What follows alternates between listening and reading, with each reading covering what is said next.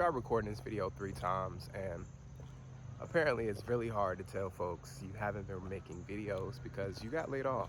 And it's the first time ever, but it hits differently because you're a parent and your kids start to wonder exactly why aren't you going to work. So today's video, I just want to share a little bit of how I've stayed sane through this time period. I'm about to grab some coffee in my neighborhood and sit back and enjoy it.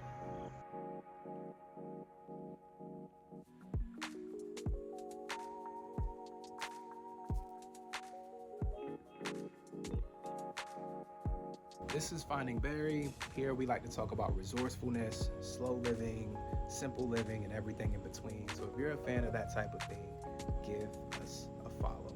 Give me a follow. Subscribe to the channel. All right, so I've tried so many times to shoot this video. This is technically my 4th time trying to get it done, but I'm so determined.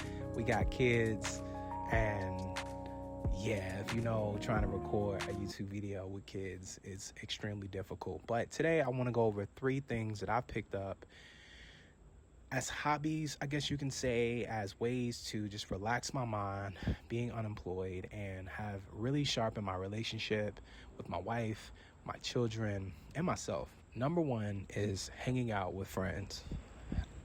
Hanging out with friends more intentionally and inviting them into my space has been a game changer.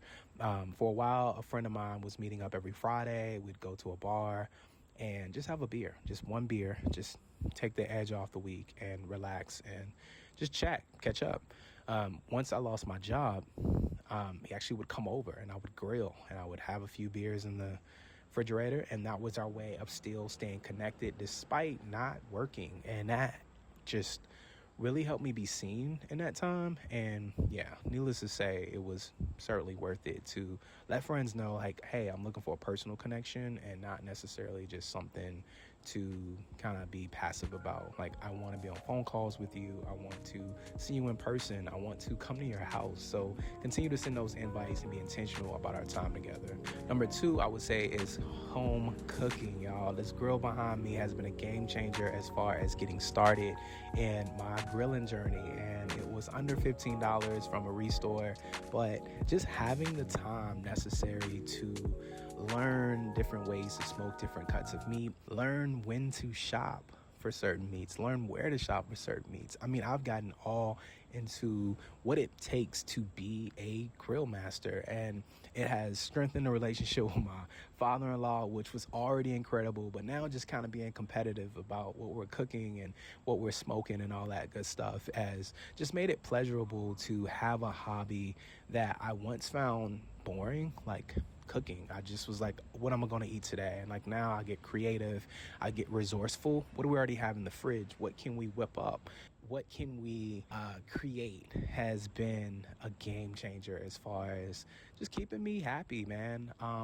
You know, it's so easy to lose track of the days and lose track of the time in the week. And like with cooking, you know, I sit down, I write our menu and try to use stuff we already have and, you know, try to try new things. And so, yeah, I would say home cooking and being intentional about home cooking and being the go-to cook in the house. That is something that I take pride in, has been a major shift in how I see my day-to-day.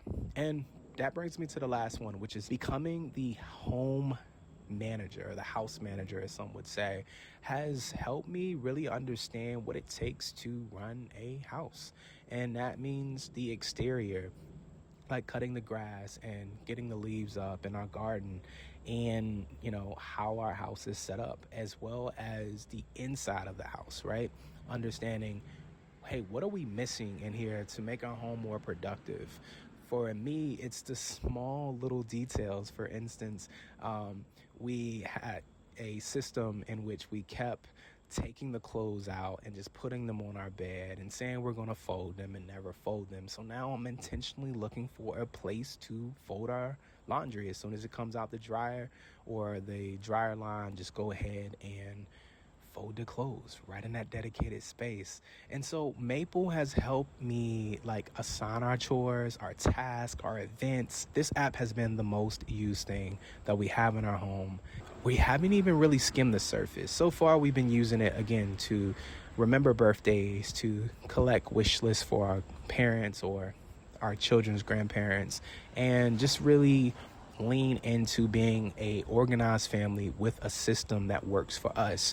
I'm very civically engaged, so there's always something to be a part of, and my wife is a part of a growing business that just needs her time more often, and so there are last minute meetings and things like that that pop on her schedule, and Maple has helped us put all of that together.